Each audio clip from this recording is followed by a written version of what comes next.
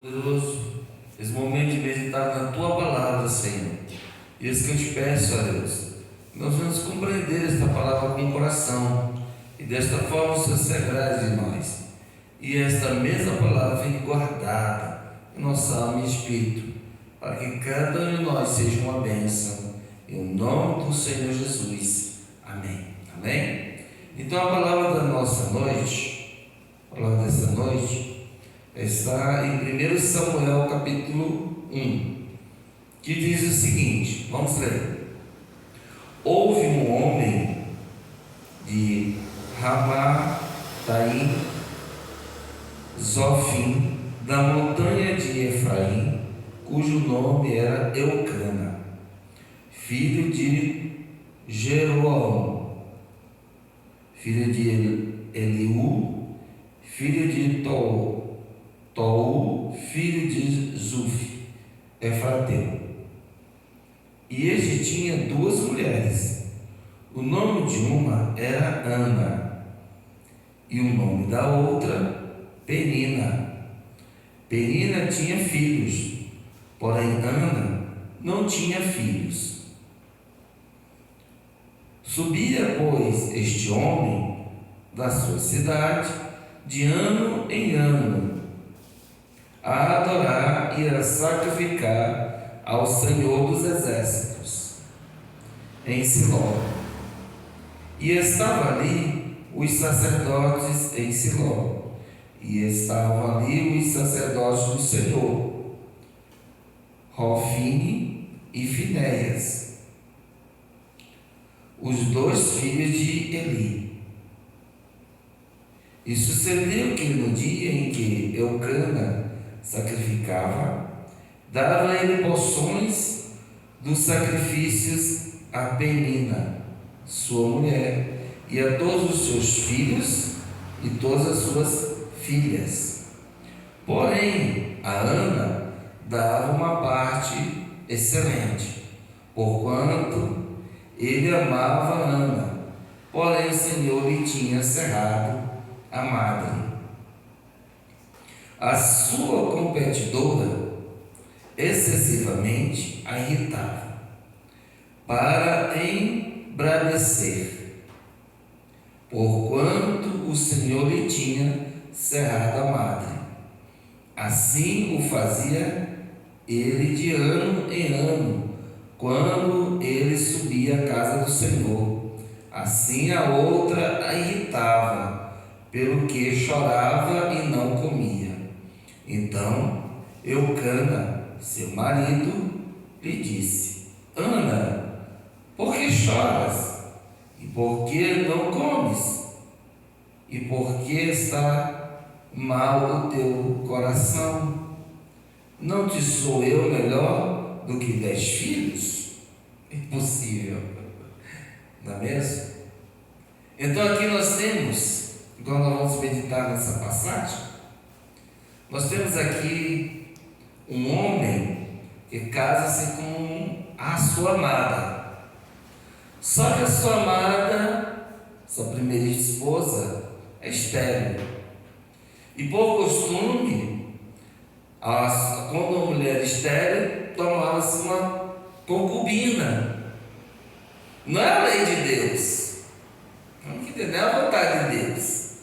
Era o costume daquela época.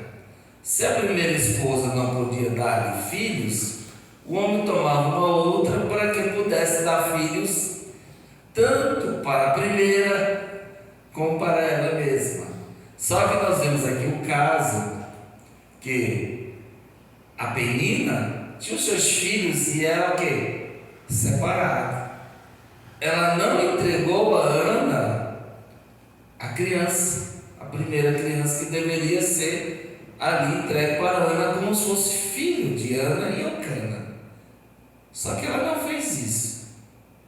Ficou igual aquela situação lá que nós vemos na história de Abraão, quando ele tomou Agar por esposa. Agar, como era serva, aliás, tomou ela como mulher, não como esposa.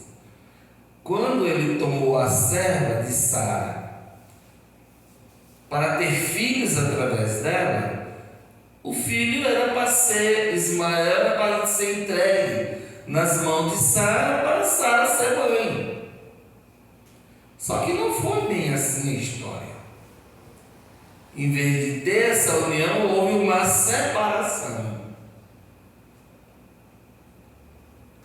Ou seja, Agar continuou sendo mãe de Ismael e Sara continuou sendo a esposa de Abraão e desprezada.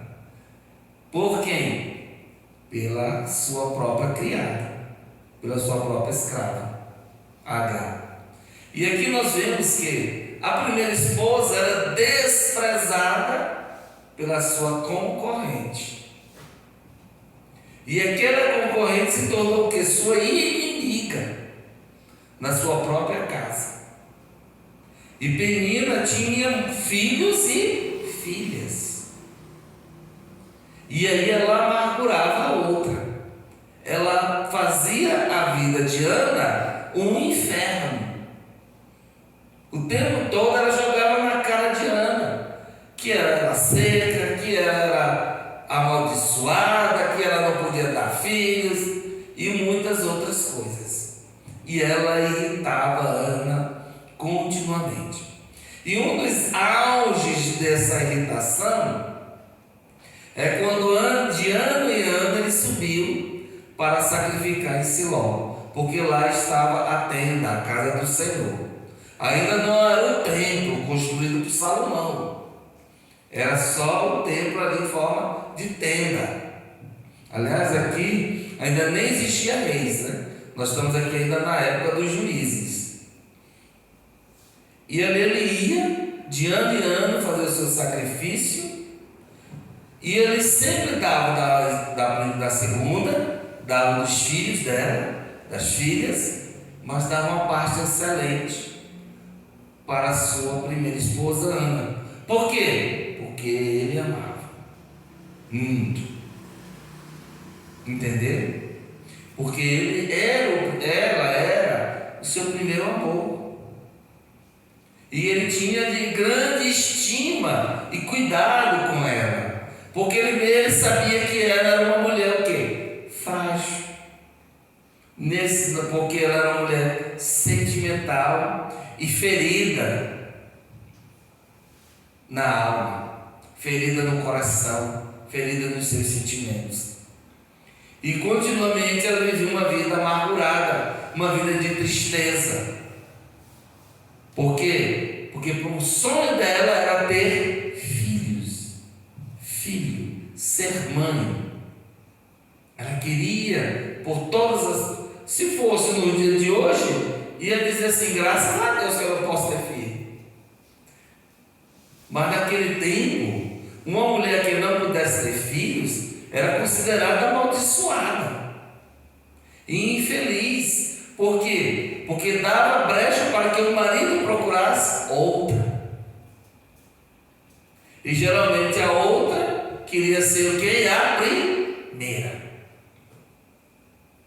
E como ela via, e quanto mais Penina via, que quanto mais ela irritava Ana, mais o marido chegava mais perto de Ana. Porque ela chorava, ela se irritava, não comia, era uma vida sofrida. E aí é que a outra atormentava mesmo. A função da outra era fazer a vida de Ana um inferno. Mas a história sempre muda, não é verdade? Quando uma pessoa é de Deus e uma pessoa tem o seu objetivo para com Deus, a história muda. Nós não fomos chamados para viver uma vida amargurada eternamente. Isso é sem sentido e sem propósito. Como é que nós vamos vir para este mundo? E aí neste mundo você conhece a Cristo e vai viver uma vida eternamente amargurada, infeliz, atormentado ou atormentada. Isso é vida? Não.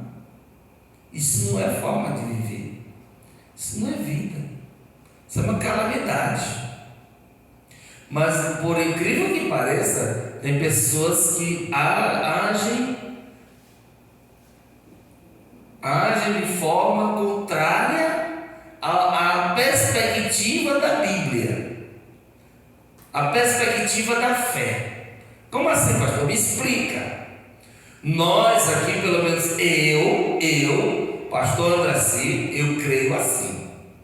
Preste atenção e veja se você também é de comum acordo comigo. Se você é do mesmo entendimento que eu. Olha só, no meu entendimento é assim: eu conheço Jesus. Outrora vivi uma vida angustiada, aperreada, cheia de desafio, e uma vida problemática, uma solidão, uma angústia, um desespero, uma depressão, uma melancolia, essas coisas da vida. Aí eu conheço Jesus. O que se espera? Que as coisas do passado fiquem lá, e que você vai viver novidade de vida, que você vai ter momentos mais alegres do que tristes ou infelizes, não é verdade?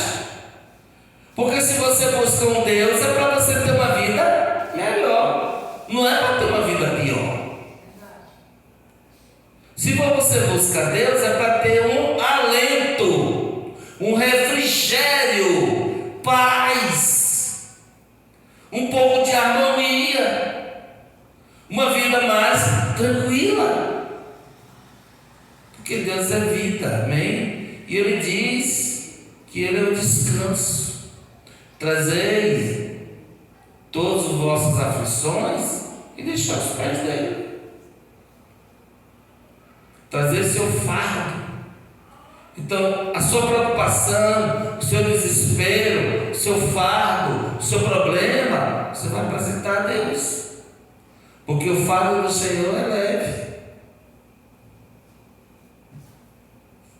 Agora, a pessoa, numa outra perspectiva, quer uma vida sofrida, uma vida cheia de doença, uma vida cheia de problema, uma vida cheia de dor, de amargura, de tristeza, e acha que assim é bom, porque dessa forma ela vai buscar mais a Deus. Isso não é vida. Isso não é vida de crente. Isso não é vida para um filho e para uma filha de Deus. Porque então não adiantou nada conhecer a Cristo. Se ainda continua nas mesmas enfermidades, nas mesmas doenças, nos mesmos problemas, nas mesmas angústias, não mudou nada, ou então não serviu de nada, ou então não conhece a Deus. Se não houve mudança, volte lá ao começo e faça um voto, tome uma decisão com Deus. Senhor, de hoje em diante eu vou te servir com sinceridade de coração, porque eu estou cansado, eu estou cansada desta vida, eu quero uma vida melhor. Daqui em diante eu vou te servir, porque eu creio que tu podes mudar o meu jeito de viver, a minha vida, me transformar o meu viver, melhorar a minha vida, aleluia. Que o Senhor pode, o Senhor tem poder. Foi o que Ana fez. Ela ficou cansada da vida que ela estava levando. Então ela tomou uma atitude, ela se apegou a Deus e pediu a Deus mudança. Mudança. Ela derramou o seu coração diante de Deus. Ali houve uma transformação. Ali houve uma mudança, porque ela foi sincera. Isso nós vamos ver mais adiante na história dela, na história de Samuel, na história da mãe de Samuel. Houve uma mudança. Ela foi até certo momento. Quando ela viu que não dava mais, ela escancarou o coração a Deus. E ali ela tomou uma posição. Nós também, quando aceitamos Jesus, fizemos a mesma coisa. A não ser que seja uma pessoa que tomou uma decisão em vão. Vou servir mesmo a Deus, pronto, eu estou aqui mesmo. Você falou da boca para fora, não foi do coração, nem do espírito, nem da alma. Tomou uma posição da boca para fora e isso não vale, porque cedo ou mais tarde isso ali vai afastá-lo de Deus, ou vai afastá-lo de Deus. Cedo ou mais tarde, ou vai viver uma vida dentro da igreja, ou participando da igreja, mas não é da igreja, não é do corpo de Cristo. Vive uma vida na igreja,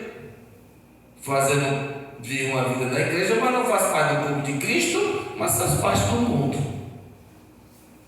Porque a igreja fica sendo só um ambiente de socialização. Não, eu vou só porque é um ambiente social, um ambiente agradável, vou ouvir uma boa pregação, vou ouvir uma palavra, vou alegrar meu coração e volto para minha casa e vive uma mesmice. A vida da mesmice, que não houve mudança, não houve transformação, não aconteceu nada. Ou seja, a vida continuou do mesmo jeito. Isso é ser masoquista, é querer sofrer, é ter prazer no sofrimento. E pior que tem pessoas que são assim. Tem pessoas que são felizes só na amargura, na tristeza, na depressão, porque querem estar a vida toda reclamando, a vida toda murmurando. Tem gente que é feliz assim, na murmuração. Por quê? Porque não conhece a Deus. Porque a pessoa, quando conhece Deus, há uma transformação de vida, há uma mudança de vida. Por quê? Eu não acredito que uma pessoa que só vive com dor de cabeça, aí vai conhecer Jesus e vai continuar o tempo todo com dor de cabeça. Então não houve mudança de nada. E a pessoa que é problemática vai viver eternamente problemática. Ou a pessoa que é viciada vai viver eternamente viciada? Não. A lógica tem de haver uma transformação, tem de haver uma mudança, tem de haver um corte entre o passado e o presente, entre o pecador e o servo remido, o pecador remido. Tem de haver uma mudança, uma transformação entre o antes e o depois. Porque se continua a mesma coisa, então não houve uma conversão, uma transformação verdadeira e genuína. Temos que prestar atenção nisso. Nós vimos aqui nessa história que houve um patamar, umas circunstâncias, um patamar de sofrimento. Era sofrimento, era angústia, era desespero, era tristeza, era choro, era infelicidade, o tempo todo, continuamente, uma irritação contínua, ouvindo o tempo todo blá blá blá da outra, uma inimizade contínua, uma rivalidade contínua, uma inveja contínua, até chegar um momento que ela diz: basta, chega, Deus me deu um filho. Eu quero que o Senhor mostre a fulana de tal que o Senhor é Deus e o Senhor pode. Pronto. E Deus mostrou quem Ele é. Isso você tem que fazer também. Isso nós temos que fazer também. Quando você vê que não dá mais, tomar uma posição diante de Deus e dizer: Senhor, minha vida está assim, eu quero mudança, porque o Senhor pode. Amém? Deus pode fazer essa mudança. Agora, se eu não tomar uma posição, vou continuar no prejuízo. E eu acredito que ninguém aqui quer viver no prejuízo. Nós queremos o quê? Bonança. Amém? Vamos dar a oração de palmas ao Senhor.